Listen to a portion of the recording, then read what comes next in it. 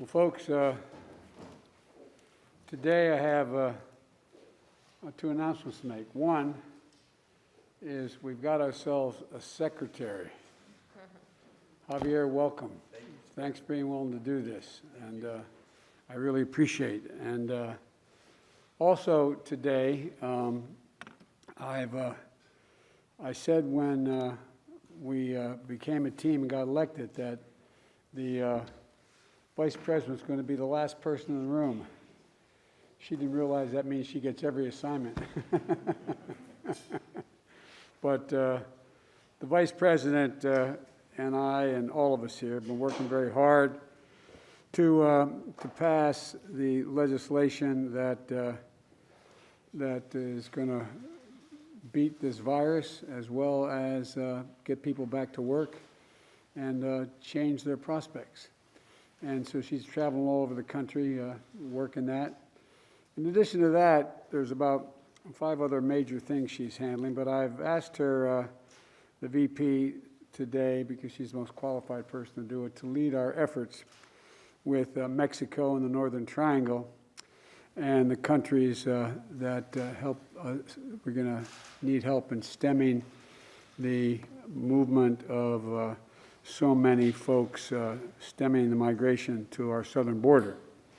And, you know, back when I was vice president, I got a similar assignment, but one of the things we did was we made sure that we got a bipartisan agreement with Democrats and Republicans to provide over $700 million to the countries in the Northern Triangle to determine the best way to keep people from coming is keep them from wanting to leave. And the reason why so many people were leaving, we learned, was that not only gang violence and trafficking cartels, but natural disasters, hurricanes, floods, earthquakes. And so it's not like someone sits around a hand-hewn table somewhere in Guatemala and says, I got a great idea, let's sell everything we have, give the money to a coyote, have them take our kids or us to the border of America, take us across, leave us in the desert, we don't speak the language. Won't that be fun? One of the ways we learned is that if you deal with the problems in country, it benefits everyone. It benefits us, it benefits the people, it grows the economies there. Unfortunately, the last administration eliminated that funding, did not engage in it, did not use it, even though there was over $700 million to help get this done. We're reinstituting that program. And there are, as I said, there are many factors as to why people leave in the first place. But this is the source of one of the reasons why we've had such a, before we took office, in the midst of the last administration's somewhat draconian policies of separating children from their parents, et cetera, what happened was that we found that there were serious spike in the number of people heading to the southern border, even in the midst of that. And as Alejandro can tell you, is that was because there were serious natural disasters that occurred in those countries. They were coming north, and we did nothing to do much about it. So this new surge we're dealing with now started with the last administration, but it's our responsibility to deal with it humanely and to stop what's happening. And so this increase has been consequential, but the Vice President's agreed, among the multiple other things I have her leading, and I appreciate it, agreed to lead our diplomatic effort and work with those nations to accept the returnees and enhance migration enforcement at their borders,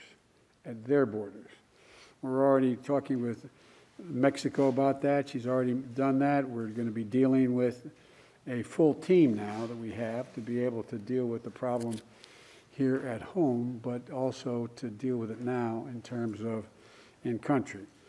And I can think of nobody who's better qualified to do this than this is a woman who ran the second largest Attorney General's office in America after the United States Attorney General in the state of California, and has done a great deal upholding human rights, but also fighting organized crime in the process. So it's not her full responsibility and job, but she's leading the effort, because I think the best thing to do is to put someone who, when he or she speaks, they don't have to wonder about, is that where the president is?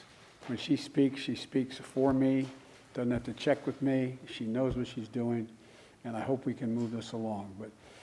So, Madam Vice President, thank you. I gave you a tough job, and you're smiling, but there's no one better capable of trying to organize this for us. Well, thank you, Mr. President, and for having the confidence in me. And there's no question that this is a challenging situation. As the President has said, there are many factors that lead President to leave these countries.